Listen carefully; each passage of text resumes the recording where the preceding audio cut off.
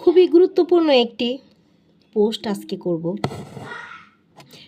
Pregnant অবস্থায় নাকি ভালো মন্দ খেলে ফলিক অ্যাসিড, ফলমূল, শাকসবজি, মাছ, মাংস, দুধ, ডিম আরও ইত্যাদি সিত্যাদি কত কিছু, এই ভিটামিন, এই মাল্টিভিটামিন, বাদাম, খেজুর, মালটা, তারপরে কি ডালিম, এগুলো খেলে নাকি বাচ্চারা ভীষণ মেধাবী হয়, বাচ্চারা নাকি খুবই পুষ্টিকর হয়।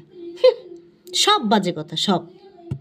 বাচ্চা পেটে থাকতে কোনো কিছু তো ভালো মন্দ খাওয়া বাদ দিইনি। বাপরে বাপ, ওজন হয়েছে কি 2 কেজি 2.5 কেজি, গুষ্টি মারি ওই সমস্ত ডাক্তারদের কথা। আর কি যে একটু বাচ্চা বড় হলে গরুর বাচ্চাকে গরুর দুধ খাওয়ানো যাবে না, তারপরে কি সর্ষের তেল মাখানো যাবে না, এটা সেটা নানান কত কিছু আরও। তারপরে বাচ্চাকে চিপস খাওয়ানো যাবে না, কেনা জুস খাওয়ানো যাবে না। ভাই রে ভাই, তাই করেছি। বাচ্চাকে কোনো দিন ওই বোতলের বাজারের জুস খাওয়াই নাই, কখনো যে চিপস বিস্কিট এগুলো খাওয়াই নাই।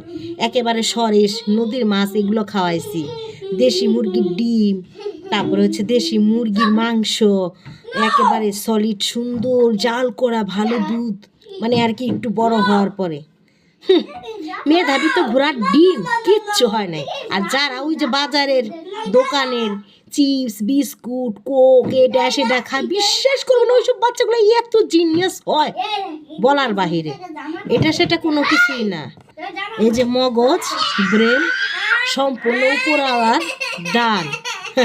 এসব ডাক্তাররা যারা এই সমস্ত কথা বলবে, মন ভোলানো কথা, তাদেরকে ঝাঁটা মারা উচিত, ঝাঁটা ঝাঁটা।